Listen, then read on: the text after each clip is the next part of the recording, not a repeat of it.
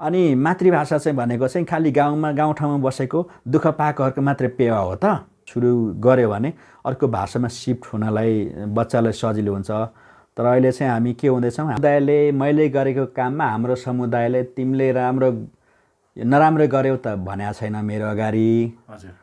तर 1-2जनाले भनेको पनि सुन्छु। 98%ले राम्रै गरेको छ भनेर भन्नुभएको छ। गएको छु, गैर समुदायसँग गएको छु र उहाँहरूसँग साथ सहयोग मैले राख्दाखेरि उहाँहरूले नाइनास्ती भन्नुभएको छैन। यो चाहिँ राम्रो कुरा हो। सरकारी निकायबाट 2054 सालतिरै बान्तावा राईको सुरुमा छापियो। 54 सालमा बान्तावा राई लगायत त्यहाँदेखि 26वटा अहिलेसम्म संस्कृतसहित उहाँहरूको अहिलेको अङ्ग्रेजीको जमानामा के मातृभाषा कुरा गरिराख्यो होला भन्ने हाम्रो मनसाय पनि होला। कुरा त्यस्तो होइन, अङ्ग्रेजी पनि सिक्ने हो, नसिक्ने भन्ने होइन।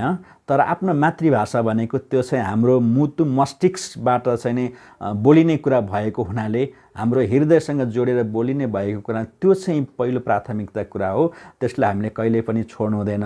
त्यसपछि दोस्रो भाषाको रूपमा हाम्रो नेपाली भाषा अथवा सम्पर्क भाषा, देशको सम्पर्क भाषा रूपमा त्यो आफ्नो ठाउँमा छँदैछ। त्यसको लागि अन्तर्राष्ट्रिय भाषामा जाँदाखेरि अङ्ग्रेजी चाहियो, त्यो पनि चाहिन्छ। हामी यसरी मुख्य गरेर 3वटा भाषाहरू चाहिँ आफ्नो मातृभाषा अर्थात् पहिलो भाषा, दोस्रो भाषा नेपाली र तेस्रो भाषा चाहिँ नि अङ्ग्रेजीलाई लिएर हामीले सिक्न सक्नुपर्छ। त्यो सिक्न सम्भव छ। त्यसमा हामीले पहल गर्नु आवश्यक छ। यो सरकारले गरिदेला भनेर पर्खेर पनि हुँदैन। समुदाय आफै तत्पर हुनु पर्यो र समुदायको त्यो तत्परतामा चाहिँ राज्यले पनि त्यहाँनिर लगानी गर्नुपर्छ भन्ने चाहिँ मेरो मान्यता हो।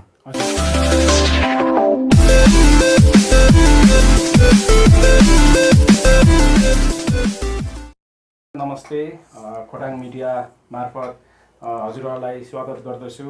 आज यहाँहरूको साथमा फेरि एकजना हाम्रो व्यक्तित्वको साथ कुराकानी गर्नको लागि आइपुगिरहेको छु र उहाँ यस्तो व्यक्ति हुनुहुन्छ जसले आफ्नो मातृभाषालाई जीवित राख्ने प्रयास उहाँ हर दम गरिराख्नु भएको छ र किरात राई बान्तावा भाषालाई चाहिँ उहाँले जीवित गर्नको लागि धेरै लामो समयदेखि उहाँले सङ्घर्ष गरिराख्नु भएको छ, खोजी गरिराख्नु भएको छ, अनुसन्धान गर्नु भइरहेछ र जति पनि किरात राई बान्तावा भाषालाई चाहिँ एकदम जीवित राख्ने उहाँको ठुलो योगदान छ। उहाँलाई चाहिँ बान्तावा भाषाविज्ञ पनि चिनिन्छ र उहाँ हुनुहुन्छ हाम्रो बाङा वालाङ पदम वालाङ बान्तावा। नमस्ते सेवा बाङा। सेवा सन्चै हुनुहुन्छ? जी हुनुगाङा सन्चै छु हजुर। अनि के छ, अनि हजुरको यसो लकडाउनले गर्दा अहिले त निकै देशमा पनि परिस्थिति निकै कठिन छ। हजुरलाई पनि अवश्य पनि पक्का पनि यसले केही क्षतिपूर्ति केही डिस्टर्ब त गरेको होला? त्यस्तो खासै लकडाउनले मेरो भयङ्कर व्यापारिक घरानाहरूको क्षति भयो जस्तो क्षति त भएको छैन। हजुर। किनकि मेरो त्यस्तो व्यवसाय पनि छैन। खालि म त बान्ता भाषामा निस्किने बुङ्वाहा पत्रिकाको कार्य सम्पादन गर्ने भएको हुनाले यो लकडाउनले त्यसलाई खासै असर गरेको छैन। खालि प्रकाशित भएको पत्रिकालाई सम्बन्धित पाठकहरूसम्म पुर्याउन चाहिँ गाह्रो भइराखेको अवस्था हो। त्यो काठमाडौँमा त्यो पनि सम्भावना छ, जिल्लामा चाहिँ गइरहेको छैन र अनलाइन मार्फत हामीले पठाउन सकिरहेछौँ। र त्यसमा लकडाउनले त्यत्रो भयङ्कर क्षति पुऱ्याएको छ भन्ने चाहिँ मलाई लाग्दैन। यसलाई सकेसम्म मैले सदुपयोग गरिराखेकै अवस्था हो। अनि बाङा, तपाईँ त यो भाषामा किराँती भाषा विज्ञ अलिकति तपाईँ धेरै चासो पनि राख्नुहुन्छ। तपाईँले यो विषयमा किराँतको भाषामा पनि अध्ययन गर्नुभएको छ, अनुसन्धान गर्नुभएको छ। हामी भनिन्छ 9 लाख किराँती राईहरूको यो भाषा अवस्था चाहिँ कस्तो छ होला त? समग्रमा सबै थरका भाषाहरू चाहिँ के कस्तो अवस्थामा छ हाम्रो नेपालमा? अब नेपालको किराँती भाषा समूह अर्थात् किराँत राई भाषा समूहको कुरा गर्दाखेरि यो चाहिँ म भाषा विज्ञानको विद्यार्थी भएको हुनाले पनि अब यसलाई नजिकबाट यसको अध्ययन अनुसन्धान सिक्ने काम त मैले गरि नै राखेको छु। यो मेरो विषयवस्तुकै कुरा भयो। तर त्यसमध्ये पनि म आफू बान्तावा राई भाषी भएको हुनाले मेरो सिकाइ, मेरो काम गराइ र मेरो गतिविधिहरू चाहिँ बान्तावा भाषामा मैले केन्द्रित गरेर आजभन्दा 15 वर्ष अगाडिदेखि निरन्तर रूपमा म चाहिँ फुल टाइमर यही बान्तावा भाषाको लागि काम गरिराखेको अवस्था हो। अलिकति यो काम गराइ चाहिँ बढी विज्ञतातिर भन्दा पनि मेरो चाहिँ कामकै हिसाबमा चाहिँ बढी गइरहेछ। अब कतिपय कुराहरू त्यो विज्ञताको रूपमा हुन खोज्दाखेरि पनि नहुने, यहाँ चाहिँ काम नै व्यावहारिक रूपमा गरेर देखाउनु पर्ने भएको हुनाले म चाहिँ त्यसमा बढी केन्द्रित भइराखेको अवस्था हो। तर मेरो इच्छा चाहना त्यो अध्ययन अनुसन्धान तिर चाहिँ त्यत्तिकै भइरहेछ र समग्र रूपमा किराँत राईहरू भाषाको कुरा गर्दाखेरि त्यति सन्तोषजनक छैन हाम्रो नेपालको सन्दर्भमा अथवा समग्र विश्वकै सन्दर्भमा पनि मातृभाषाहरूको अवस्था चाहिँ त्यति राम्रो पक्ष देखिँदैन, गिर्दो अवस्थामै छ। यसको लागि चाहिँ यसको किन यसरी घट्दो क्रममा अथवा गिर्दो क्रममा छ भन्न सकिन्छ भने यो चाहिँ एउटा त्यो देशको सरकारको नीति नियमको कारणले गर्दाखेरि पनि यस्तो सम्भावना हुन्छ। अनि सम्बन्धित भाषिक समुदायको चेतनाको स्तरले गर्दाखेरि पनि यो सम्भावना छ। किनभने कुनै पनि भाषा भनेको चाहिँ त्यो रोजगारसँग शिक्षासँग त्यसलाई जोडिएन भने त्यसको महत्त्व चाहिँ कम हुन्छ। हामीले अहिले गरिराखेको हाम्रो भाषामा काम गरिराखेको भनेको चाहिँ हामीले एउटा यो हाम्रो चेतनाको हिसाबले मात्र गर्न खोजिरहेको छ। मैले बान्तावा भाषामा अहिले यसमा रोजगार सिर्जना गर्नुपर्छ भन्ने मेरो मनसाय त छ, तर यसको लागि गर्नुपर्ने त राज्यले हो। त्यो राज्यले चाहिँ गर्न सकिरहेको छैन र यसलाई गर्नुपर्छ। त्यो रोजगारसँग हाम्रो अर्थशास्त्रसँग यो कुरा चाहिँ भाषालाई पनि जोडिनुपर्छ, हाम्रो शिक्षासँग जोडिनुपर्छ भनेर हाम्रो पहल चाहिँ अथवा मेरो आफ्नो व्यक्तिगत पहल चाहिँ यसमा निरन्तर रूपमा लागि नै राखेको अवस्था हो। र त्यो कुरासँग जबसम्म जोडिन्न, त्यो दुईटा कुराहरू मैले भने हाम्रो अर्थशास्त्र अथवा हाम्रो दैनिक जनजीवनसँग र शिक्षासँग यो कुरालाई जबसम्म हामी भाषालाई जोड्न सक्दैनौँ तबसम्म भाषाहरूको अवस्था नै चाहिँ गिर्दो अवस्थामा छ। त्यही सन्दर्भमा हाम्रो किराँत राई भाषाहरूको अवस्था पनि त्यही अवस्थामा छ। र किराँत राई भाषाहरूको अवस्थालाई कुरा गर्दाखेरि अहिले प्रदेश 1 मा चाहिँ किराँत राई भाषाहरूको बाहुल्यता भएको सन्दर्भमा कम्तीमा अहिलेको प्रादेशिक संरचना अनुसार हाम्रो कुनै पनि किराँत राई भाषाहरूलाई प्रादेशिक सरकारले पनि, केन्द्रीय सरकारले त हेरेन प्रादेशिक सरकारले पनि त्यसमा नहेरेको हो कि भन्ने भान हुन्छ। किनभने कुनै पनि स्थानीय पालिका अथवा निकायहरूले हाम्रो मातृभाषाहरू बान्तावा भाषा लगायत मातृभाषाहरूलाई त्यहाँनिर सरकारी कामकाजको भाषाको रूपमा अहिलेसम्म स्वीकार गरेको बुझिँदैन। त्यसबाट पनि हामी अनुमान गर्न सक्छौँ कि प्रदेश सरकारहरूको पनि यसमा अलिकति भूमिका हुनुपर्छ। किनभने प्रदेश सरकारहरूको आफ्नो स्थानीय रूपमा भाषिक समूहहरूको बसोबास रहेको हुनाले यसमा जोड गर्नुपर्छ र सरकारले मात्रै फेरि गरिदिएर हुँदा यसमा सम्बन्धित नागरिकहरू, सम्बन्धित भाषिक समुदायहरू पनि सजग हुनुपर्छ र त्यो आफ्नो माग गर्नुपर्छ भन्ने मेरो चाहिँ आग्रह पनि छ सम्बन्धित भाषिक समूहलाई। अहिलेको अङ्ग्रेजीको जमानामा के मातृभाषा कुरा गरिराख्यो होला भन्ने हाम्रो मनसाय पनि होला। कुरा त्यस्तो होइन, अङ्ग्रेजी पनि सिक्ने हो, नसिक्ने भन्ने होइन, तर आफ्नो मातृभाषा भनेको त्यो चाहिँ हाम्रो मुटु मस्तिष्कबाट चाहिँ नै बोलिने कुरा भएको हुनाले, हाम्रो हृदयसँग जोडेर बोलिने भएको कुरा, त्यो चाहिँ पहिलो प्राथमिकता कुरा हो। त्यसलाई हामीले कहिले पनि छोड्नु हुँदैन। त्यसपछि दोस्रो भाषाको रूपमा हाम्रो नेपाली भाषा अथवा सम्पर्क भाषा, देशको सम्पर्क भाषा रूपमा त्यो आफ्नो ठाउँमा छँदैछ। त्यसको लागि अन्तर्राष्ट्रिय भाषामा जाँदाखेरि अङ्ग्रेजी चाहियो, त्यो पनि चाहिन्छ। हामी यसरी मुख्य गरेर 3वटा भाषाहरू चाहिँ आफ्नो मातृभाषा अर्थात् पहिलो भाषा, दोस्रो भाषा नेपाली र तेस्रो भाषा चाहिँ नि अङ्ग्रेजीलाई लिएर हामीले सिक्न सक्नुपर्छ। त्यो सिक्न सम्भव छ, त्यसमा हामीले पहल गर्नु आवश्यक छ। यो सरकारले गरिदेला भनेर पर्खेर पनि हुँदैन। समुदाय आफै तत्पर हुनु पर्यो र समुदायको त्यो तत्परतामा चाहिँ राज्यले पनि त्यहाँनिर लगानी गर्नुपर्छ भन्ने चाहिँ मेरो मान्यता हो। हजुर, जस्तै अब तपाईँले यो कुरोहरू भन्नु हुँदाखेरि तपाईँको विचारमा राज्यले चाहिँ हाम्रो यो भाषालाई, मातृभाषालाई चाहिँ त्यति उच्च स्तरीय अथवा त्यति हेर्ने दृष्टिकोण चाहिँ अलिक फरकै छ जस्तो अनुभव भयो। फरकै छ र त्यो अलिकति मेलोमेसो पनि नपाएको हो जस्तो भान हुने, अथवा मेलोमेसो पाए तापनि त्यसमा राज्यले लगानी नगर्ने। किनभने भाषा संस्कृतिमा लगानी गर्नु भनेको चाहिँ त्यसको रिटर्न चाहिँ आउँदैन। यो के अरे कुनै सामान किनेर त्यो नाफा खाएर फेरि बेच्ने जस्तो हुँदैन। यो भन्ने कुरा अमूर्त कुराहरू के अरे भएको हुनाले गर्दाखेरि यो कुराहरूमा यस्तो रिटर्न खोजेर मिल्दैन। यसमा चाहिँ त्यसैले राज्यले लगानी गर्ने हो, तर त्यहाँदेखि रिटर्न भनेको त्यो एउटा यो चाहिँ हाम्रो सम्पत्ति हो भनेर चाहिँ राज्यले लगानी गर्ने हो हैन। त्यसले गर्दाखेरि हरेक कुराले व्यापारको हिसाबले मात्र पनि हेरिनु हुँदैन। यो चाहिँ हाम्रो देशको सम्पत्ति हो, यहाँको भाषा संस्कृति हो, हाम्रो देशको निधिहरू हुन् भनेर राज्यले चाहिँ लगानी गर्नुपर्छ। त्यसमा चाहिँ समुदायको मागलाई सम्बोधन गर्ने काम चाहिँ राज्यको हाम्रो हेराइबाट।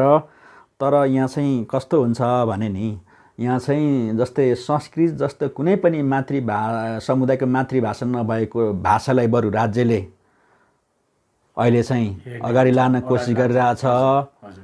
उदाहरणको लागि पछिल्लो गतिविधि सरकारको त्यही देखियो। पाठ्यक्रम विकास केन्द्रबाट स्थानीय तवरमा अहिले चाहिँ कक्षा 1 देखि अब संस्कृत भाषा पढाउने भनेर सुरु गर्नलाई उसले चाहिँ अब तयारी राज्यले गरिसकेको अवस्था हो।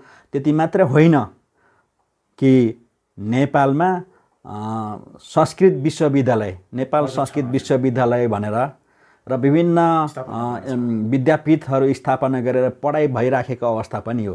राज्यले त्यति धेरै साह्रै काम नलाग्ने भाषामा चाहिँ यसरी लगानी गरिराखेको अवस्था छ। जुन यहाँको आदिवासी जनजातिहरूको भाषाहरू,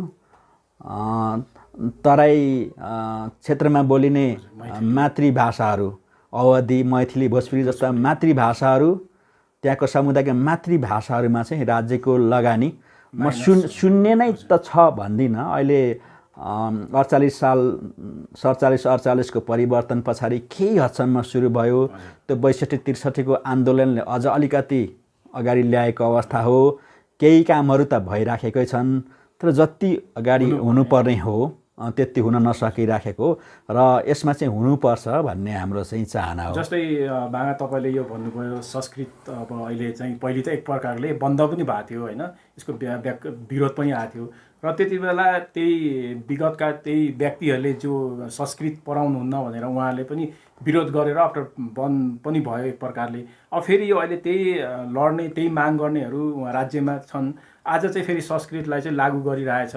यसको मतलब चाहिँ यो हामीले के बुझ्नु पर्यो भने अलिकति यहाँको स्थानीय अब भनौँ न आफ्नो यो जनजाति आदिवासीहरूको मूलवासीहरूको भाषाभन्दा संस्कृत भाषालाई नै टेवा पुऱ्याएको जस्तो देखियो नि त यो त। अवश्य त्यही हो, त्यो गरेको देखिन्छ। किनभने जसको हातमा राज्य हाम्रा नेताजीहरू हाम्राहरूको हातमा छ, उहाँहरूले चाहिँ त्यसरी चाहिँ अहिले चाहिँ दारु पुन्यु चलाइराखेको देखिन्छ। जुन कुरा चाहिँ विभेदपूर्ण हो भनेर हामी भन्छौँ। यसको अर्थ यो होइन कि संस्कृतलाई पढाउनै हुँदैन भन्ने होइन। हाम्रो माग संस्कृतलाई पढाउँछ भने त्यही लेभलमा अन्य मातृभाषाहरूलाई पनि पढाउनु पर्यो, त्यही लेभलमा लगानी गरिदिनु पर्यो नि त। किनभने एउटा भाषालाई मात्रै प्राथमिकता दिने अनि अरू भाषालाई चाहिँ माइनस गर्ने अथवा प्रयोग त भइरहेछ, तर त्यसमा राज्यले किन लगानी गर्दैन? त्यसको लजिक त राज्यसँग कुनै छैन। यो कारणले मैले लगानी गर्दैछु भनेर त छैन होइन। त्यसले गर्दाखेरि त्यो चाहिँ समानुपातिक र समावेशी देखिएन। यसमा चाहिँ सबै समानुपातिक र समावेशी हुनुपर्छ। भाषाहरूको सन्दर्भमा पनि त्यही हो भन्ने खालको हामी भाषामा काम गर्ने भाषाकर्मीहरूको माग चाहिँ जहिले पनि रहन्छ र मेरो धारणा पनि त्यसैमा छ। हजुर, अब जस्तै तपाईँको अब तपाईँ एउटा भाषाविद हुनुभयो होइन, भाषामा अब मातृभाषालाई चासो राख्ने। अब राज्यले चाहिँ अहिले ठिक्क के गरिदियो भने अब पहिले त्यही संस्कृत पढाउने पनि त अब जनजातिहरू आदिवासी मूलवासीहरू थिए होइन, उनीहरूलाई त्यहीबाट पहिले चाहिँ अब माइनस गर्ने, जाने गरी पनि कारबाही गरे। कतिले त अब ज्यानै अब त्याग्नेसम्म पनि बनाइदियो। अहिले अचानक यसरी संस्कृत भाषालाई नै अघि लगाइरहेको बेला अब हाम्रो यो मातृभाषा जस्तै अब राई भाषा भनौँ, अब चाम्लिङ भनौँ, अब बान्तावा भनौँ होइन, थुलुङ, यिनीहरूको चाहिँ अब तपाईँहरूको चाहिँ एउटा तपाईँ भाषा विज्ञ भएर तपाईँहरूको चाहिँ के यसमा चाहिँ तपाईँहरूको आफ्नो भाषालाई पनि किराँती भाषा पनि राख्नुपर्छ स्कुलमा भन्ने तपाईँहरूको के छ गृह कार्य, के चाहिँ गरिराख्नु भएको छ अहिले? अब यो यस्तो हो, भाषा भनेको एउटा राजनीति पनि हो। त्यो घुमाउरो तरिकाले त्यो मार्फत चाहिँ राजनीति पनि यहाँको राज्यले अथवा शासकहरूले गरिराखेका हुन्छ कि त्यो गर्न खोजिराखेका हो। संस्कृत लागू गर्न खोजेर मलाई त एउटा रमाइलो पनि भइरहेछ, खुसी पनि लागिरहेछ। किनभने यो संस्कृत लागू गर्ने है भनेर जब सरकारले पाठ्यक्रम विकास केन्द्र मार्फत त्यो सरकारी सूचना आयो, त्यस पछाडि चाहिँ बल्ल हाम्रा समुदायहरू, हाम्रा भाषिक समुदायहरू चाहिँ अलिक जुर्मुराउनु भएको अवस्था छ क्या। पहिला सुतिराख्नु भएको थियो, छ कि छैन भन्ने पनि कतिले थाहा थिएन आफ्नै समुदायकोलाई, तर अहिले चाहिँ त्यसले उठाइदिएको अवस्था छ। यो संस्कृतलाई लागू गर्ने हाम्रो चाहिँ होइन भाषा भनेर। अथवा पहिला हाम्रो विद्यालयमा बान्ता भाषाकै कुरा गरौँ कि विद्यालयमा पहिला आजभन्दा 20-22 वर्षकादेखि विद्यालयमा आन्यङ भन्ने किताब पढाइ हुन्थ्यो, त्यो चाहिँ अहिले लगभग बन्द भएको अवस्था छ होइन। किन आयो त भन्दाखेरि त्यो पनि एउटा राज्यको असहयोगकै कारणले एउटा आयो र अर्को चाहिँ भाषिक समुदाय पनि त्यसमा कमी कमजोरी चाहिँ छन्। फेरि हरेक कुरा राज्यले थोपारेर मात्र पनि मिल्दैन, हामीसँग भएका कमी कमजोरीलाई पनि हामीले केलाउनु पर्ने, मूल्याङ्कन गर्नुपर्ने पनि हुन्छ। अब अहिले चाहिँ बान्ता भाषीहरूले अब संस्कृत पढाउने कि आफ्नो मातृभाषामा पढाउने भन्ने बहस सुरु गर्यो। बान्ता भाषी मात्रै होइन, अहिले किराँत राई यायोखा भन्ने हाम्रो किराँत राईहरूको साझा संस्था हो, त्यो संस्थाले नै त्यसलाई चाहिँ अहिले भाषिक समुदायले किराँत राई यायोखा अन्तर्गत भाषिक समुदाय त्यसमा जुर्मुराएर उठाइदिएको छ क्या।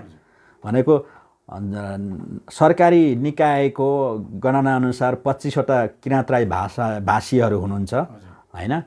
अब किराँत राई यायोखाले 28वटा भाषीहरू छौँ भनेर दाबी गरिराख्नु भएको छ। जे भए पनि त्यो 25-28 होइन, त्यसको हाराहारी को भाषिक समूहहरूले चाहिँ किराँत राई भाषिक समूहले अब हाम्रो पाठ्यक्रम पनि चाहियो, हाम्रो पाठ्य पुस्तक पनि चाहियो भनेर अब त्यो एक प्रकारको त्यसले जुर्मुराउने काम गरेको छ। त्यो चाहिँ राम्रो कुरा हो। त्यसले गर्दाखेरि यसमा म सरकारलाई धन्यवाद पनि दिन्छु, किनभने कम्तीमा त्यो सुरु गरेर त हाम्रो मान्छेलाई जुर्मुराइदियो, नत्र कति वर्षसम्म सुतेर अवस्था थियो। हामी त गरौँ भनेर भनिरहेको थियौँ, तर अब त्यही कुरा आएपछि त अब त कहाँ संस्कृतलाई लागू गर्ने भन्ने होला नि त।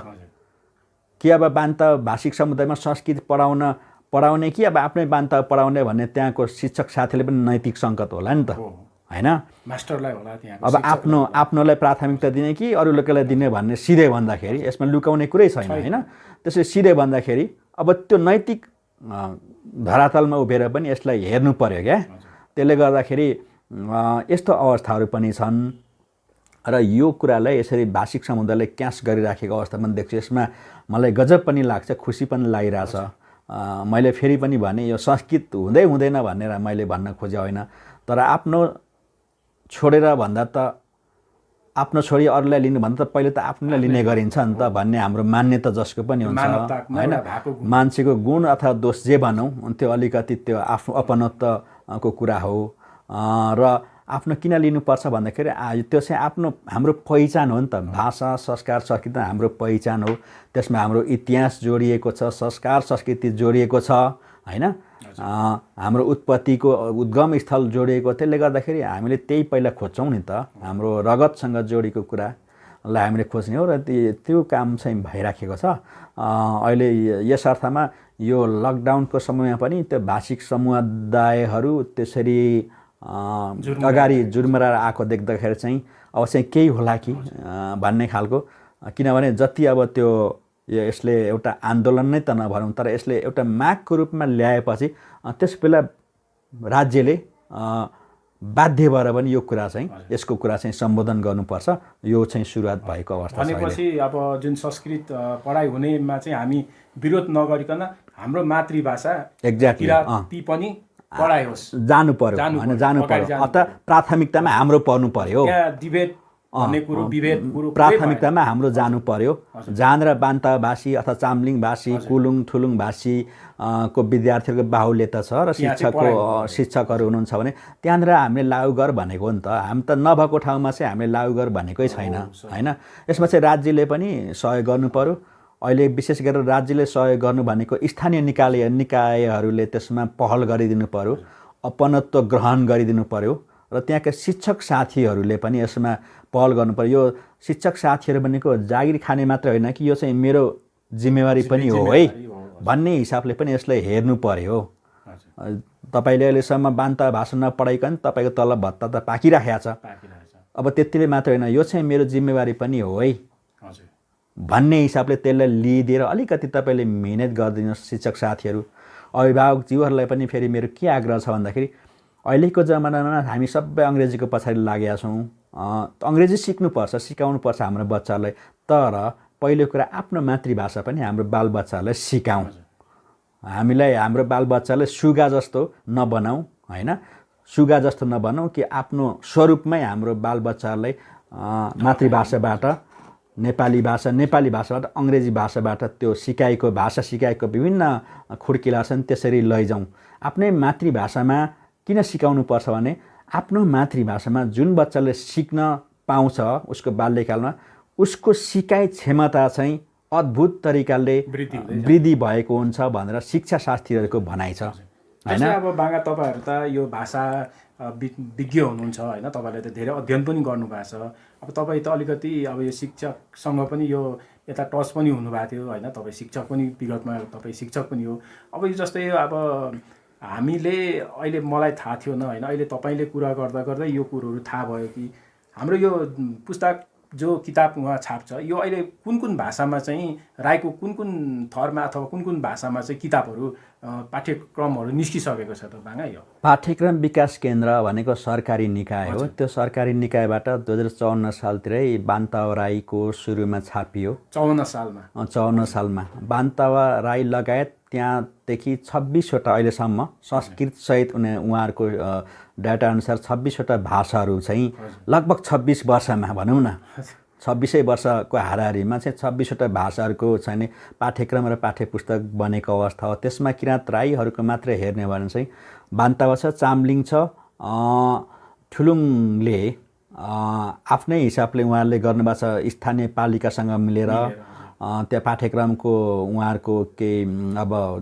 सुझावहरू मात्र लिनुभएको छ होला मलाई थाहा भएअनुसार। अनि आठफरिया भाषीको चाहिँ नै छापिएको छ र पछिल्लो अवस्थामा खालिङ भाषाको त्यो छापिन सुरु भएको छ।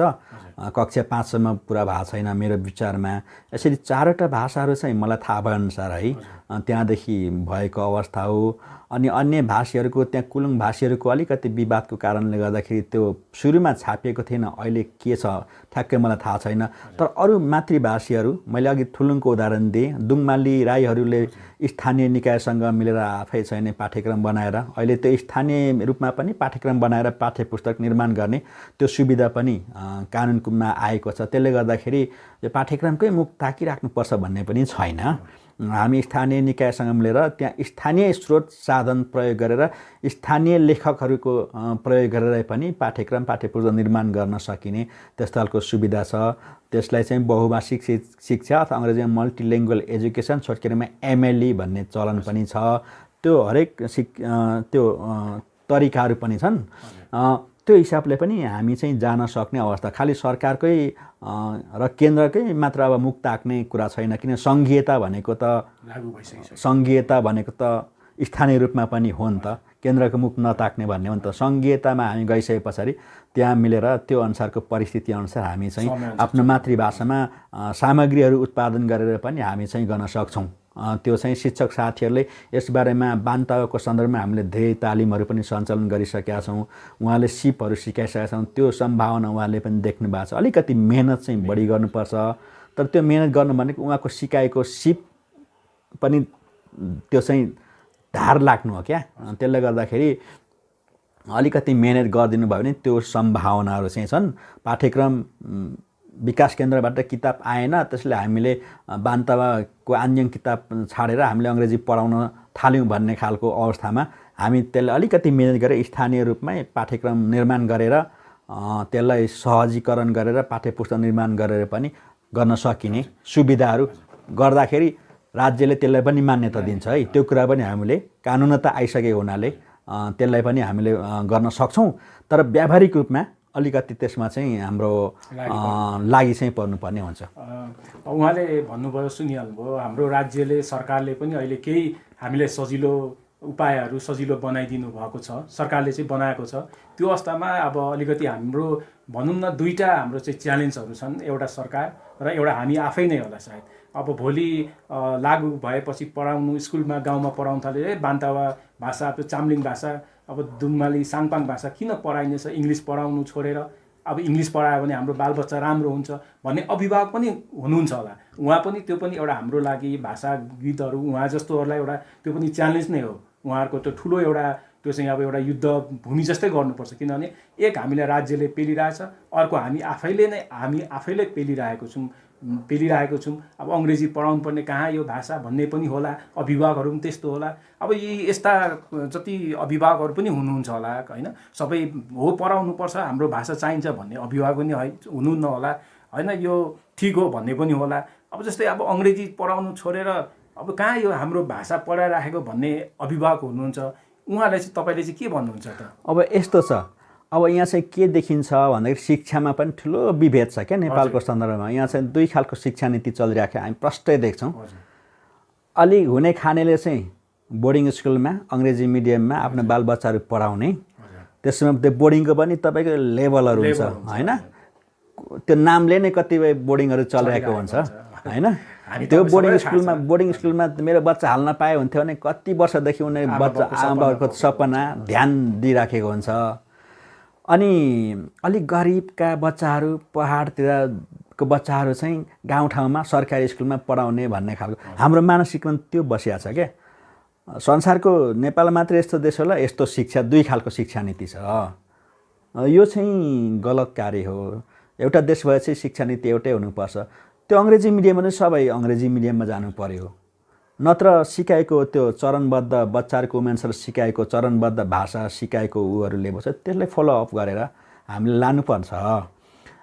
त्यसैले अब अहिले अङ्ग्रेजी बाध्यता हो नि त, अभिभावकले सिकाउनु पर्ने बाध्यता हो। सहरमा बसेर मातृभाषामा मेरो बच्चालाई सिकाउँछु भनेर कसैले भन्यो भने अहिले खिसिटिउरी बनाउँछ। अहिलेको जमानामा पनि के भन्न खोजेको भनेर आफ्नै घरको मान्छेले, बाहिरको कुरा मान्छे किन कुरा गर्ने, आफ्नै घरको मान्छेको बिचमा चाहिँ डिबेट सुरु हुन्छ क्या। अनि मातृभाषा चाहिँ भनेको चाहिँ खालि गाउँठाउँमा बसेको दुःख पाएकोहरूको मात्रै पेवा हो त होइन नि, कुनै पनि भाषाको त्यस्तो हुँदैन। तर हाम्रो यो सोचाइको कारणले गर्दाखेरि, यहाँको सरकारी नीतिको कारणले गर्दाखेरि हामी त्यसै व्यावहारिक रूपमा फसिरहेछौँ, जुन कुरा गलत छ।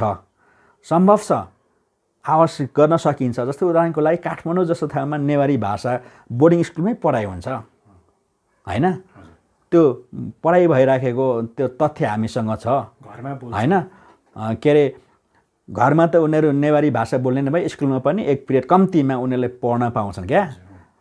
त्यो सम्भावना र त्यो बोर्डिङ स्कुल सञ्चालकहरूको मनस्थितिमा भर पर्ने कुरा हो।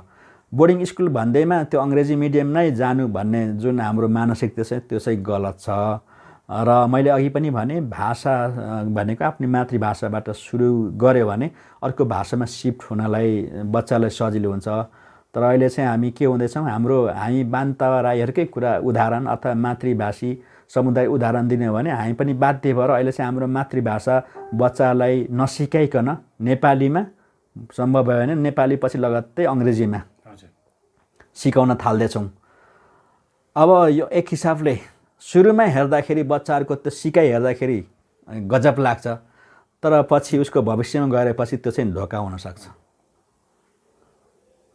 त्यसको असर हेरौँ न, जस्तै नेपालमा बोर्डिङ पढेकोहरूले यहाँको लोकसेवा पासै गर्न सक्दैन। किन? भाषा कारणले हो नि त। किनभने लोकसेवा त अङ्ग्रेजीमा लेख्ने अहिलेसम्म मलाई थाहा भएअनुसार अहिलेसम्म नेपालीमा लेख्ने चलनै छैन। बोर्डिङमा पढ्ने त मातृभाषाको त कुरा छोडौँ, उनीहरूले नेपालीमै लेख्न सक्दैन, बोल्न गाह्रो हुन्छ। हाम्रो मातृभाषालाई मात्रै होइन, अहिले मैले समग्र नेपालको कन्टेक्स्टमा हेर्दाखेरि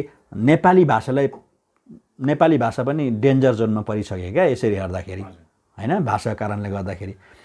त्यसले गर्दाखेरि यो यो यो विभेद हो एक प्रकारको होइन के अरे यो विभेदलाई विभेद हो यो चाहिँ अब ठ्याक्कै शिक्षासँग जोडिन्छ। शिक्षा भनेको सरकारले लागू गर्ने हो। सरकारको नीतिमा परिवर्तन नगरिकन सरकारले यसमा निर्ममतापूर्वक एकरूपता नलगाइकन चाहिँ अब गाह्रो नै भइसकेको अवस्था हो।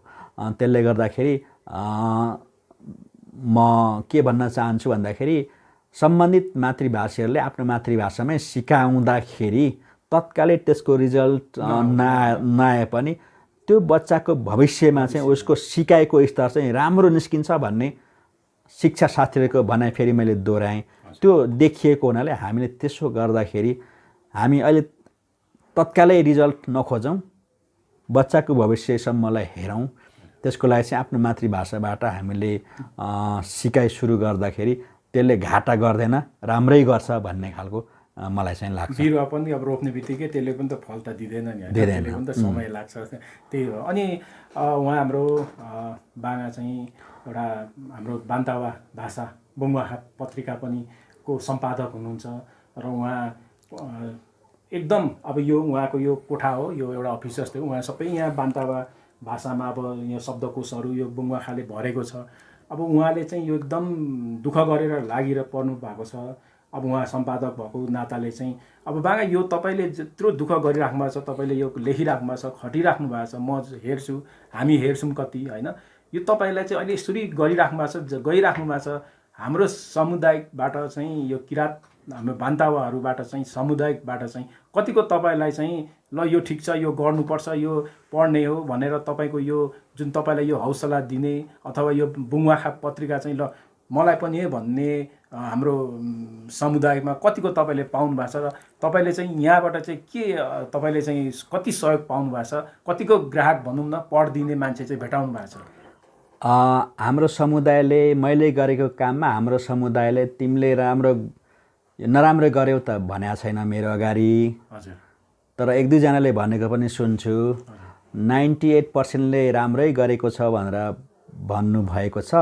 2-3%ले त्यो कुराले मलाई खासै उ गर्दैन।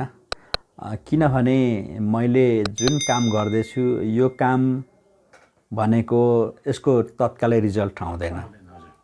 यसको महत्त्व भनेको अबको 50 वर्ष 100 वर्ष पछाडि आउने कुरा हो। मैले गर्ने काम भनेको एउटा काम भनेको डकुमेन्टेसन गर्ने काम हो। डकुमेन्टेसन गर्ने भनेको भोलि भाषा हराए पनि बान्ता भाषा यो संसारबाट नेपालबाट बोल्नै छोडिए तापनि बुङ्वाखा र बुङ्वाखा टिमले गरेको काम पछि त्यो चाहिँ कम्प्युटराइज गरेर डकुमेन्ट गरेर राखेको कुरालाई त्यहाँदेखि फेरि यसलाई यो भाषालाई बचाउन सकिने त्यो काम हामीले गरेको काम चाहिँ। त्यसले गर्दाखेरि हामीले गरेको काम अथवा मैले गरेको काममा मैले तत्कालै रिजल्ट खोजेको छुइनँ। यो कामको लागि मैले जति पनि समुदायसँग गएको छु, गैर समुदायसँग गएको छु र उहाँहरूसँग साथ सहयोग मैले राख्दाखेरि उहाँहरूले नाइनास्ती भन्नुभएको छैन। यो चाहिँ राम्रो कुरा हो। किनभने मैले गरेको कामदेखि उहाँहरू प्राय परिचित हुनुहुन्छ र मैले के विश्वास दिलाउन सकेको छु भने मेरो गरेको काममा यसलाई चाहिँ नि एउटा ठ्याक्कै शब्द मैले होइन, तर यो गरी खाने भाँडोको रूपमा नभएर यसले हाम्रै भाषाको संस्कृतिको र हाम्रै समुदाय गरिरहेछ, यसलाई सहयोग गर्नुपर्छ भन्ने नै मान्छेहरूको मैले मनोवृत्ति पाएको छु। त्यस्तो व्यक्तिहरू तपाईँले पाउनु भएको छ? यो मलाई यति भए पुग्छ है, मलाई यति सम्झिदिए भए पुग्छ। किनभने मैले इमान्दारीका साथ मैले काम गर्ने हो। यहाँ छलछाम गरेर कसैलाई ठगेर मैले खाने होइन होइन। त्यसले गर्दाखेरि मेरो इमान्दारितामाथि त्यस्तै धेरै प्रश्नहरू मेरो अगाडि चाहिँ उठेका छैनन्। अब यसलाई समुदायले अपनत्व लिने नलिने भनेको उहाँहरूको कुरा हो। लिनै पर्छ भनेर म जबरजस्ती गर्दिनँ, तर मैले गर्ने काम भनेको चाहिँ डकुमेन्टेसनको काम हो र आफ्नो मातृभाषाबाट पनि त सूचना दिन सकिँदो रहेछ, आफ्नो मातृभाषामा त साहित्य निर्माण गर्न सकिँदो रहेछ, आफ्नो मातृभाषाबाट नै किताब लेख्न सकिँदो रहेछ भन्ने खालको मैले जुन चेतना दिने कोसिस गरिरहेको छु र बान्तवा राई साहित्यकारहरू जन्माउने कोसिस गरिरहेको छु। यो मेरो लागि मात्र होइन कि समुदायको लागि पनि मैले गरेको कन्ट्रिब्युसन हो भन्ने लाग्छ। अब आफ्नो बारेमा आफैले भन्दा चाहिँ गाह्रो अलिकति अप्ठ्यारो कुरा हो, तर मैले यति चाहिँ म भन्न सक्छु, आफूलाई यति चाहिँ भन्न सक्छु र यसमा समुदायको साथ सहयोग अवश्य पनि छ। छिटपुट रूपमा त्यो नहुनु त संसारमा 100% प्राय कुनै पनि कुरा हुँदैन। त्यसमा उहाँले कसैले त्यो मेरो कामप्रति उहाँहरूले विरोध गर्ने नमान्ने त्यो अधिकार उहाँहरूसँग छ। जस्तै अब तपाईँले यति लामो समयदेखि यो बुङ्वाखा पत्रिका पनि निकाल्नु लगभग कति वर्ष जस्तो अहिले चाहिँ कति वर्ष हाराहारीमा टेक्दैछ बाङा यो बुङ्वाखा तपाईँले? 2061 पुसदेखि यता हिसाब गर्दाखेरि हामी 15 वर्ष पुरा भएर 15.5 वर्ष भनौँ न। अब मङ्सिर 24 हाम्रो स्थापना काल चाहिँ हामी प्रत्येक वर्ष स्थापना काल पनि मनाउँछौँ मङ्सिर 24 को हाराहारीमा। हामी अहिले 16औं वर्षमा रनिङ गर्दैछौँ होइन। हामीले यो काम गरेको यो बुङ्वाखा निकाल्नु भनेको त एउटा देखाउने हो मात्र हो। मैले अघि पनि भने यसबाट चाहिँ हामीले लेखकहरू जन्माउने हो, साहित्यकारहरू जन्माउने हो र हामीले लेखेको कुराहरू चेतना दिने, हाम्रो भाषामा चेतना दिने हो। तपाईँले अहिले यो तपाईँले भन्नुभयो जस्तै यो बुङ्वाखा जब निस्किनु थालेपछि चाहिँ हामीले एउटा के पायौँ भने हाम्रो किराँती राईहरू पनि बान्तवा भाषीमा पोख्त हुनुभएको, उहाँहरूले पनि धेरै कविताहरू निबन्ध थुप्रो लेख्नु भएको, गजलहरू पनि गीतहरू पनि लेखेको पाइएको छ। यो त एउटा तपाईँलाई एकदम यो चाहिँ एकदम अति राम्रो काम गर्नुभएको छ। यो तपाईँको यो गुण त अब सबै राईहरूले भनौँ न, अब बान्तावा छोडेर अरूले पनि अरू भाषी अरू राईहरूले पनि भनिराख्नु भएको छ। पदम वालङले चाहिँ एउटा यसरी बान्तावारको गरिराख्नु भएको छ। उहाँ चाहिँ एकदम यस्तो मान्छे भनेर हामीले पनि कहिले कहिले अब बजारतिर भनौँ न, होइन बाटोघाटोतिर सुन्नु पाइन्छ। यो अति राम्रो कुरो हो र तपाईँले चाहिँ एउटा तपाईँको यो पत्रिका बुङ्वाखाबाट चाहिँ एउटा बान्तावा भाषामा चाहिँ एउटा भनौँ न एउटा प्रोडक्ट तपाईँले उत्पादन गरिराख्नु भएको छ। यो तपाईँले भनिहाल्नु भयो होइन, एकदम राम्रो काम हो। अनि जस्तै यो तपाईँले यो अहिले बुङ्वाखा चाहिँ हाम्रो उपत्यका मात्रै नभएर यो चाहिँ अब भनौँ न उपत्यका बाहिर र हाम्रो पहाडतिर पनि, पहाडको केही जिल्लातिर पनि गइरहेको होला नि त बाबा? उपत्यकामा बुङ्वाखाको खपत भनेको लगभग 25% मात्रै हो। बाँकी चाहिँ विशेष गरेर प्रदेश 1 का जिल्लाहरूमा त्यहाँका स्थानीय निकायहरूमै जान्छ। किनभने हाम्रो मातृभाषी बान्तवा मातृभाषीहरू त त्यतै हुनुहुन्छ नि त, जहाँनिर उहाँहरूको बाहुल्य छ हामी त्यहाँनिर पठाउँछौँ। त्यस लगायत विदेशतिर पनि हामी चाहिँ पठाउँछौँ। अब हङकङ, युके, अमेरिका, ब्रुनाई, सिङ्गापुरतिर हाम्रो बान्तवा भाषीहरू बसोबास गरेर उहाँलाई पनि हामी पठाउँछौँ। हुलाकदेखि सम्भव छ हुलाक कुरियर, नत्र अहिले चाहिँ हामीले अनलाइन पनि पठाउने गरेका छौँ होइन। अब यो समय परिस्थिति अनुसार हामीले हाम्रा गतिविधिहरू सामाजिक सञ्जालहरू मार्फत चाहिँ हामीले त्यसलाई उहाँहरूलाई तत्कालै पुर्याउने कोसिस गर्दैछौँ। भनेको अर्थ यो फेरि यो काम मैले मात्रै गर्दैछु भनेर मैले भन्छु भने चाहिँ त्यो गल्ती हो। किनभने यो मेरो टिमले, बुङ्वाखा खिम्पाङ टिमले गर्ने हो। म त एउटा त्यसको संयोजनकारी भूमिका मात्रै खेल्ने हो। अरू साथीहरू यसमा जोडिनुहुन्छ आफूले भ्याउनु भएको समयमा। किनभने हामीले अहिले जति पनि काम गरेका छौँ हामीले तलब भत्ता लिएर गरेका छैनौँ। हामी सबै स्वयंसेवी भएको हुनाले आफ्नो समयअनुसार साथीले दिनुहुन्छ, तर म चाहिँ स्वयंसेवी खटिरहेको छु। यो खट्नुपर्ने आवश्यकता चाहिँ खटिएन भने फेरि यो बन्द हुन्छ। बन्द भएन भने हामी पछाडिको युवा पुस्ताले यो काम गर्छै गर्दैन भन्ने प्रश्न पनि छ। तर अब यहाँनिर हाम्रो बान्तवा भाषीहरूको अग्रजहरूको एउटा प्रश्न अथवा उनीहरूको चिन्ता चासो के पनि छ भन्दाखेरि पदम राई हुन्जेलसम्म चाहिँ बुङ्वाखा चल्छ, तर पदम राई पछाडि चाहिँ यो काम कसले गर्छ भन्ने प्रश्न पनि गरिराख्नु भएको छ होइन। यो प्रश्न चाहिँ यो आर्थिक अथवा यसको सेवा सुविधासँग जोडिँदो रहेछ। अब त्यो सेवा सुविधा दियो भने चाहिँ पदम राई पछिको मान्छेले गर्ने हो। पदम राई जस्तै सधैँ स्वयंसेवी मान्छे आयो भने त बेग्लै कुरा हो। तर प्राय के हुन्छ भन्दाखेरि म अहिले काठमाडौँमा केन्द्रित भएर काम गरिरहेको छु। हाम्रो स्थानीय थापथलो भनेको माझ किराँत भोजपुर हो होइन। अब म जस्तै आउने सयौँ युवाहरू काठमाडौँ आउने भनेको त कि एउटा शिक्षाको लागि, उच्च शिक्षाको लागि, कि रोजगारको लागि, कि काठमाडौँ भएर विदेशमा सेवा काम गर्नको लागि जाने हो नि त। भनेको आफ्नो जीविकासँग सम्बन्धित कुराहरू यो भाषामा काम गर्दाखेरि जबसम्म हामीले त्यसलाई त्यो सिर्जना गर्न सक्दैनौँ, रोजगारको सिर्जना गर्न सक्दैनौँ, त्यो प्रश्न पदम राईले आउने प्रश्न टिभी पछि को भन्ने प्रश्न चाहिँ आइ नै रहन्छ। त्यसको लागि पनि मैले कोसिस गर्दैछु कि हामी आफ्नो खुट्टामा कसरी उभिन सक्छौँ भनेर हामीले अक्षय कोषहरूको निर्माण थालेका छौँ र अक्षय कोषहरूबाट त्यो सम्भावनाहरू चाहिँ छन् र समुदायले जति बुङ्वाखालाई अपनत्व हासिल गर्छ, ग्रहण गर्दै गर्छ, त्यहाँबाट पनि यो त्यसको फैलावट हुँदै जान्छ। जति बुङ्वाखा फैलावट हुँदै जान्छ आर्थिक रूपमा अलिकति त्यहाँदेखि पनि सङ्कलन हुन्छ र त्यो सङ्कलन भए बापत हामीले रोजगार दिन सक्ने सम्भावनाहरू पनि हुन्छ। यसको लागि चाहिँ धेरै लामो समय चाहिँ लाग्न सक्छ, तर त्यो रोजगारको सम्भावनाहरू चाहिँ हामीले कसरी सिर्जना गर्ने भनेर हामी त्यसमा पनि अध्ययन गर्दैछौँ र सम्भवतः अब चाँडै त्यसमा पनि हामी सफल हुन्छौँ होला भन्ने लाग्छ।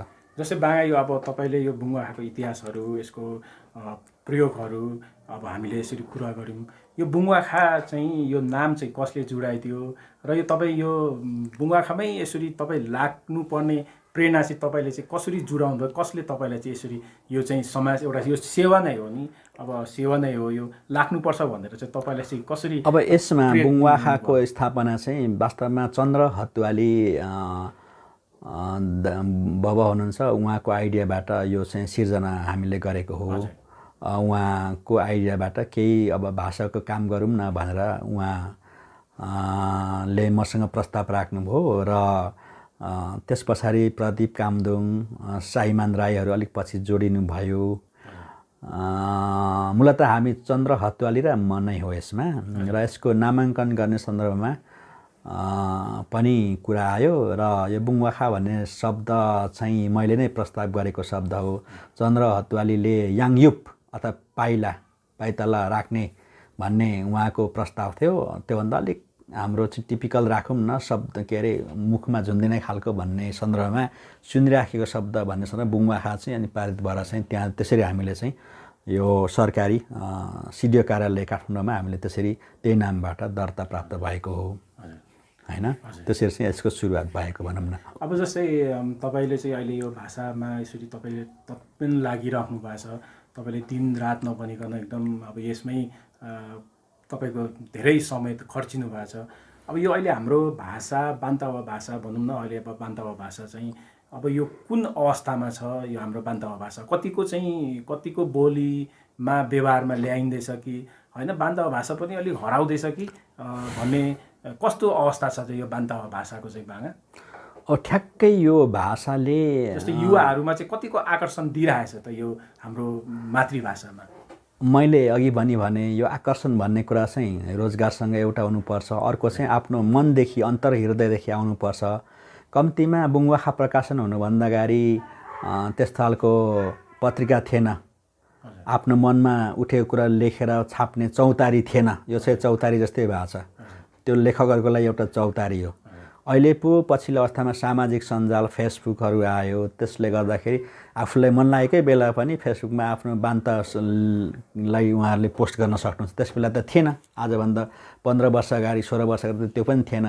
लेख्नुभयो भने त्यो आफ्नो डायरीमा लेखिराख्नु त त्यसलाई छाप्ने ठाउँ थिएन। कुनै सरकारी पत्रिका अथवा के अरे व्यक्तिगत रूपमा निस्किने पत्रिकाहरूमा बान्ता भाषा त्यसमा निस्कनु भनेको त त्यो त कल्पनाभन्दा बाहिरकै कुरा थियो हैन। त्यसले गर्दाखेरि हामीले एउटा चौतारी यो चाहिँ क्रिएट यसरी हामीले सिर्जना गरेको हो। यसले गर्दाखेरि लेखकहरूको सङ्ख्या त अब हामीले दिनानुदिन बढाइराखेका छौँ। त्यो फुत्कर लेखक मात्रै होइन, त्यो बुङ्वाखामा लेखिरहने लेखकहरूको पछि लेखहरू सङ्कलन गरेर हेर्दाखेरि त एउटा किताब नै बन्ने अवस्था पनि आयो। त्यसरी किताब बन्नेसम्म जस्तै जीडी राईको एउटा बान्ता उखान टुक्का भनेर हामीले किताब त्यसरी बुङ्वाखाकै कलेक्सनबाट हामीले प्रकाशन गरिदिएको हो क्या। त्यस्तो लेखहरू पनि हामीले जन्मायौँ भने बुङ्वाखा के अरे बान्ता भाषाको लेखन यो बुङवाखको सुरु हुनुभन्दा अगाडि लगभग शून्य अवस्थामा छ। तर अहिले हामी चाहिँ यो स्तरमा ल्याइपुर्यायौँ भने हाम्रो लेखन पद्धतिको यो स्तरमा आउनु भनेको एउटा बुङवाखाको योगदान मान्नुपर्छ। तर बुङवाखाकै प्रकाशनले गर्दाखेरि अब कति भाषाको स्तर बढ्यो अथवा भाषिक सङ्ख्या बढ्यो भन्ने त्यो चाहिँ अनुमान गर्न सकिँदैन। त्यसको मापन चाहिँ यही हो भन्न चाहिँ सकिँदैन, विभिन्न होलान्। तर समग्रमा भाषिक स्थिति चाहिँ खस्की नै राखेको अवस्था हो भनेर म चाहिँ भन्छु। बुङवाखाको कारणले अगाडि बढ्नुपर्ने हो नि त भनेर कसैले भने त्यो हो। तर के हो भन्दाखेरि अहिले पनि मैले भने यो चाहिँ के अरे शिक्षा र रोजगारसँग जब यसलाई गर्न सकिँदैन तबसम्म मान्छेले आफ्नो भविष्य हेर्नु पर्यो नि त। यो भाषामा काम गरे भोलि बान्ता भाषामा लोकसेवा पास गरेर पनि जागिर खान पाइन्छ भने पो यहाँ बान्ताहरू मात्र होइन, गैर बान्ताहरू रातारात कोरियन भाषा सिकेर अहिले हाम्रो युवा जसरी कोरिया गइरहेको छ नि त्यस्तै रातारात यहाँ गैर बान्ता भाषीहरू बाहुन क्षेत्री साथीहरूको चाहिँ क्यु लागेर चाहिँ नि बान्ता भाषा सिक्नुहुन्थ्यो। लोकसेवामा पास गर्नुपर्ने अवस्थै छैन, अर्थात् त्यो सम्भावनै छैन। हामी त्यहाँदेखि टाढा छौँ। हाम्रो चाहना चाहिँ त्यो पनि हो क्या, आफ्नो बान्ता भाषामा परीक्षा लेखेर पास गरेर मात्रै त्यो जागिर त्यो पोस्ट चाहिँ छुटाउनुपर्छ भन्ने हो क्या। तर यो भविष्यमा चाहिँ यो पनि आउन सक्छ, हामीले किन आउन नसक्ने भन्ने के छ र? गरिराख्यो भने चाहिँ कोसिस गर्ने सरकारले राज्यले चाहना गर्यो भने त त्यो सम्भव छ नि, किन छैन? हामीलाई राजतन्त्र हट्छ भन्ने हामीलाई लागेको थियो, तर त्यो समयले त्यो परिस्थितिले हटायो नि त। त्यो हामीले अहिले भोगिरहेछौँ त। गणतन्त्र गर्न नसकिने भन्ने, परिवर्तन गर्न नसकिने भन्ने कुरा त केही पनि छैन। त्यो मान्छेको सोच नआउने कुरा हो र मान्छेको त्यसलाई स्वीकार गर्न सकेपछि त्यो चाहिँ गर्न सकिन्छ, नसकिने भन्ने चाहिँ छैन। तर त्यसको लागि त यो सबै कुरा राज्य निकायबाट हुने कुरा भएको हुनाले जस्तै यो त्यो कुरा चाहिँ अब राज्यकै हातमा छ। हजुर, यो बुङवाखा बान्तावा भाषाबाटै गोर्खापत्रमा पनि प्रकाशित हुन्छ नि तपाईँको लेखहरू कतिको चाहिँ मैले देखेको हुन्छ। यो चाहिँ गोर्खापत्रमा चाहिँ कहिलेदेखि चाहिँ यो प्रकाशित हुन थाल्यो? गोर्खापत्रको कथा चाहिँ अर्कै छ। गोर्खापत्रमा राई त्यहाँनिर 2064 सालदेखि केही मातृभाषाहरूमा छापिन थाल्यो। नयाँ नेपाल पृष्ठ भनेर त्यो एउटा सरकारको राम्रो कदम हो।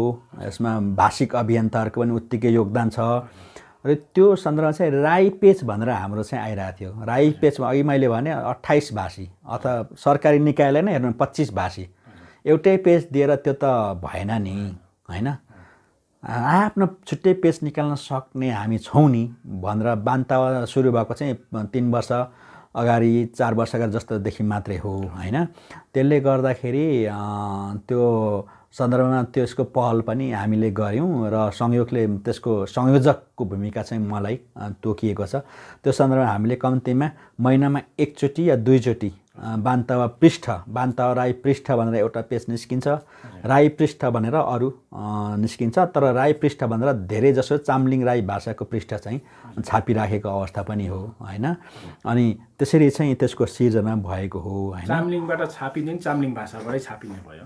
हो, चाम्लिङ र अरू कुनै अन्य भाषीहरू पनि कहिले मिसिन्छ, कहिले बढी चाहिँ चाम्लिङ भाषाकै मात्र उहाँले बनाउनुहुन्छ। त्यसरी चाहिँ त्यो गइराख्नु भएको छ। तर मेरो इच्छा चाहिँ के हो भन्दाखेरि चाम्लिङको छुट्टै छापियोस्, कुलुङले छुट्टै छापियोस्, ठुलुङले छुट्टै छापियोस्, अरू धेरै अधिक से अधिक त्यहाँ राई किराँत राई भाषीहरूको सहभागिता होस् भनेर मेरो चाहिँ नि चाहना पनि हो। म किराँत राई पत्रकार सङ्घको अध्यक्ष हुँदाखेरि हामी त्यो माग लिएर हामी 9-10वटा किराँत राई भाषीहरूको डेलिगेसन पनि हामी गोर्खापत्रमा गएका थियौँ। तर भलै त्यो सुन्नु भएन। तर त्यो माग गर्ने हाम्रो अधिकार हो, है? माग गर्ने अधिकार हो। तपाईँहरूले यो बान्तावाको शब्दकोश डिक्सनरी निकाल्नु हुँदैछ भनेर सुन्नुमा आएको थियो।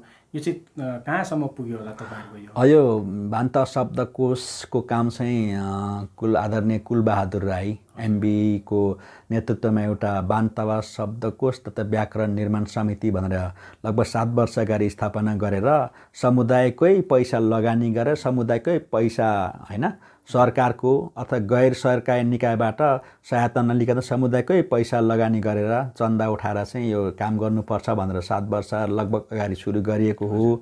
र त्यो कामको हामी अहिले लगभग अन्तिम अवस्थामा छौँ। यो लकडाउनको कारणले गर्दाखेरि अलिकति हामीले समस्या भइरहेछ। तर हामी घरमै बसेर गर्ने कामहरू चाहिँ गरिरहेछौँ। मेरो विचारमा अब 6 महिनाको हाराहारी 6-7 महिनाको हाराहारीमा यो किताबको रूपमा आउँछ। लगभग अब काम चाहिँ अहिले 97-98% काम सकिएको हो। त्यो बाँकी 3-4% चाहिँ यस्तो गम्भीर मोड हो कि त्यो बडो प्राविधिक काम छ। त्यहाँ शब्दकोश भोलि राम्रो हुने र नहुने चाहिँ यो 3-4%मै अड्केको हुनाले यो शब्दकोशको काम चाहिँ फेरि लिखाटिपाई एकदमै झन्झटिलो काम रहेछ हैन। अनि त्यो लिखाटिपाईको काममा हामी छौँ र त्यहाँ हामी चाहिँ अन्तिम चरणमै गइराखेको हो। हामी त्यो बडो अहिले गम्भीर मोडमा र एकदम महत्त्वपूर्ण समयमा हामी काम गरिरहेछौँ। अनि त्यो भएपछि त्यो प्रेसमा गइहाल्छ। मेरो विचारमा यो 77 सालभित्र हामी त्यो छाप्छौँ। त्यो चाहिँ अब धेरै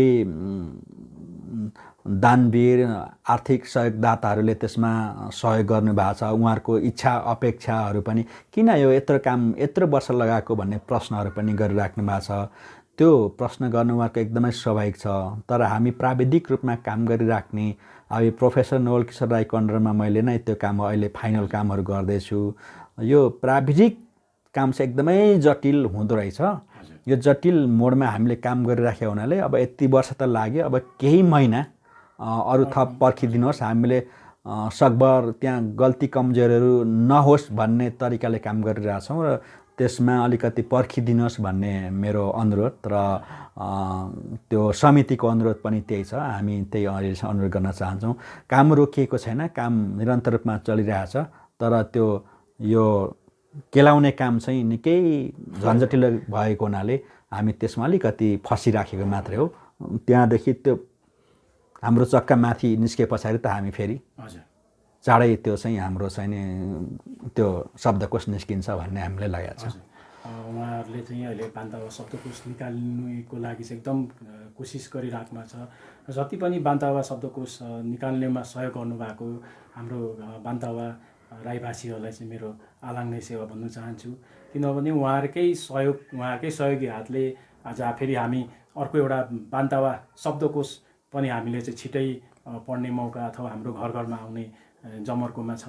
उहाँहरूको यो योगदान, उहाँहरूको यो कदर हामीले पनि धेरै उहाँलाई चाहिँ सेवा भन्न चाहन्छौँ। उहाँहरूको यो योगदान हामीले कदर गर्नुपर्छ।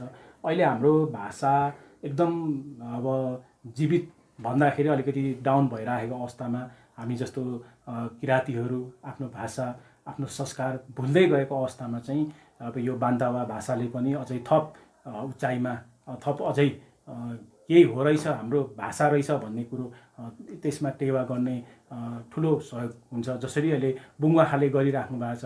अब बुङ्वाखा जस्तै अब विभिन्न हाम्रो उहाँले चाहिँ किताबहरू बान्तावा भाषामा निकालिराख्नु भएको छ। जस्तै अब साकेन्वा छामहरू, साकेन्वा गीतहरू पनि अब निकाल्नु भएको छ। जस्तै अब बच्चाहरूको राई भाषाबाट अथवा बान्तावा होस् अथवा चाम्लिङ होस्, किराँती राईहरूको नानीहरूको बालबालिकाको नामको राई भाषाबाट पनि उहाँले एकदम निकालिराख्नु भएको छ।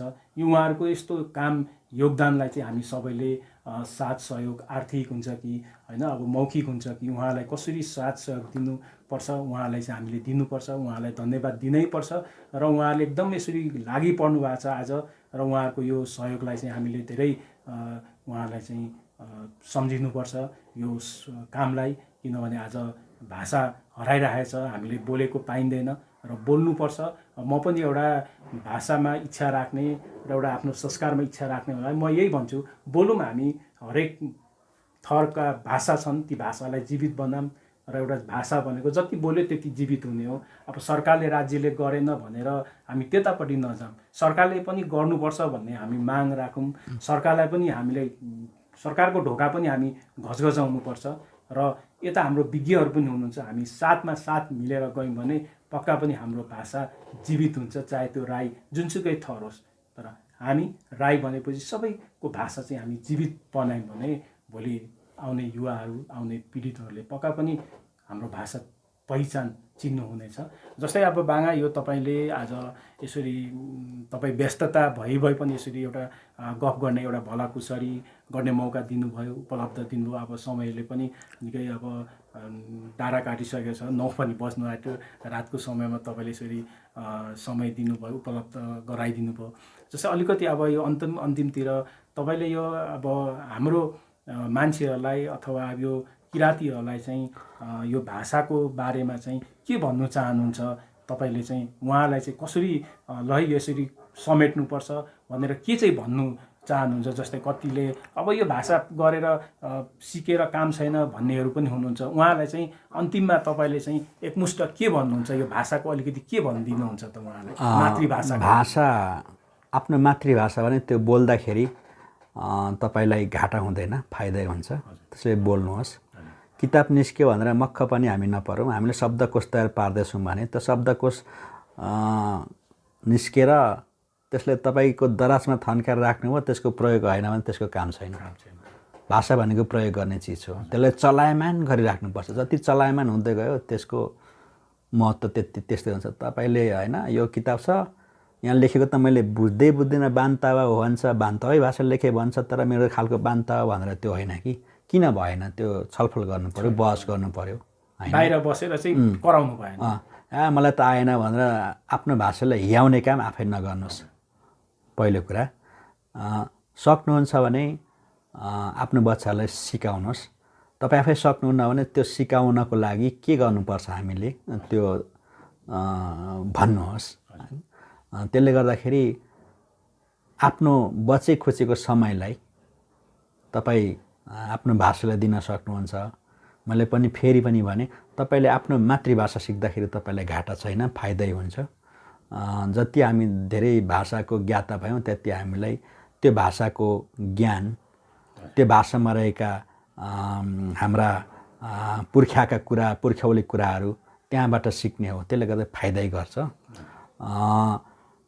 अहिले चलन चल्तीमा भएका भाषाहरू त अब हामीले बोल्नै पर्यो, किनभने त्यो हाम्रो दैनिक जनजीवनसँग, हाम्रो कामहरूसँग, हाम्रो रोजगारहरूसँग जोडिएको हुनाले त्यो बाध्यता छँदैछ। तर आफ्नो भाषालाई माया नमार्नुहोस् भन्ने मेरो चाहिँ विशेष आग्रह छ। यति मात्रै गरिदिनु भयो भने, यति कुरा मात्रै तपाईँले दिमागमा राखेर काम गरिदिनु भयो भने धेरै गर्नु पर्दैन, धेरै गर्नु पर्दैन। त्यति गर्नु नै अहिलेको लागि चाहिँ धेरै ठुलो कुरा हो। हजुरहरूले सुनिहाल्नुभयो, आफ्नो भाषालाई जीवित बनाउनको लागि के गर्नुपर्छ भन्ने कुरा चाहिँ हाम्रो पदम वालङथाङ राईले भन्नुभयो। उहाँको कुरोहरू सुन्यौँ हामीले, र उहाँले मैले कति कुरोहरू चाहिँ जस्तै बान्तावा भाषामा अब केही शब्दहरू मलाई आएन भने मैले उहाँलाई तुरुन्तै फोन गरेर हुन्छ कि अथवा उहाँको यहाँ घरमा आएर हुन्छ कि यहाँको अफिसमा आएर हुन्छ कि म सोधिहाल्छु, बाङा यसको अर्थ चाहिँ यो बान्तावा भाषा चाहिँ के भन्छ, मलाई अलिकति बुझाइदिनुहोस् न भनेर उहाँलाई भन्छु। उहाँले झर्को नमानिकन उहाँले बताइदिनुहुन्छ र कति कुरो उहाँसँग पनि सिक्ने मौका पाएको छु। त्यस्तै हजुरहरूलाई पनि बान्तावा भाषामा केही शब्द आएन भने उहाँलाई पनि सजिलोसँग सम्पर्क गरेर तपाईँले सिक्नु सक्नुहुन्छ। उहाँको बुङ्गाखा, उहाँहरूले निकाल्नु भएको बुङ्गाखा पत्रिका पनि तपाईँले पाउनुहुन्छ। जौलाखेलमा राइसोपमा पनि पाइन्छ होइन बाङा, राइसोपमा पनि पाउनुहुन्छ तपाईँहरूले। अब कति गाउँतिर, हाम्रो गाउँतिर पनि गइरहेछ, स्कुलतिर गइरहेछ। यसरी केही हामीले आफ्नो भाषा सिक्यौँ भने पक्का जीवित हुन्छ। तपाईँहरूले यसको उदाहरणहरू मैले यहाँ भनिराख्नु पर्दैन। आफ्नो भाषा कसले सिक्यो र के गरिसक्यो भन्ने कुरो अब तपाईँहरूले आफै नै विचार गर्नुहोस्। यसकारण हाम्रो भाषा जीवित राखौँ र हाम्रो भाषा बालबच्चा, आफ्नो नानीहरूलाई पनि एक दुई शब्द सिकौँ र केही तपाईँलाई अप्ठ्यारो गाह्रो लाग्छ मैले भनिहालेँ। हाम्रो यहाँ पदम वालङ राईज्यूलाई, बान्तावाज्यूलाई उहाँलाई सोधौँ, उहाँले तपाईँलाई बताइदिनुहुन्छ यसको मिनिङ के हो भनेर। अब अहिले अब शब्दकोश डिक्सनरी पनि आउँदैछ, निकाल्नु हुँदैछ, त्यसमा पनि हामीलाई धेरै मद्दत गर्नुहुन्छ। यसकारण हामी यो भाषाको काम छैन भन्नेतिर हामी नलागौँ। भाषा भनेको जीवित हुन्छ र अरूलाई मात्रै दोष दिने होइन, हामी आफ्नो भाषा आफै नै बोल्ने, चलायमान गर्ने गऱ्यो भने पक्का यो राज्यले भोलि हेर्ने करे लाग्छ। यही भन्दै मेरो यो हाम्रो उहाँसँग चाहिँ भलाकुसारी सानो एउटा कुराकानी यहीँ नै बिट मार्न चाहन्छु। तपाईँहरूले खोटाङ मिडिया हेरिदिनुहोस्, कमेन्ट गरिदिनुहोस्, सब्सक्राइब गरिदिनुहोस् र हाम्रो बुङ्गाखा पनि युट्युब च्यानल बुङ्गाखा पनि छ, बुङ्गाखालाई पनि सब्सक्राइब गरेर हेरिदिनुहोस्। र हाम्रो उहाँको पत्रिका बुङ्गाखा छ, त्यही पत्रिका र युट्युबको नाम पनि बुङ्गाखा नै हो। र सर्च गरेर हेर्नुहोस्, कमेन्ट गर्नुहोस्, आफ्नो भाषालाई माया गर्नु। हस्त आलाङ्ने सेवा हस् त है बाना सेवा हजुर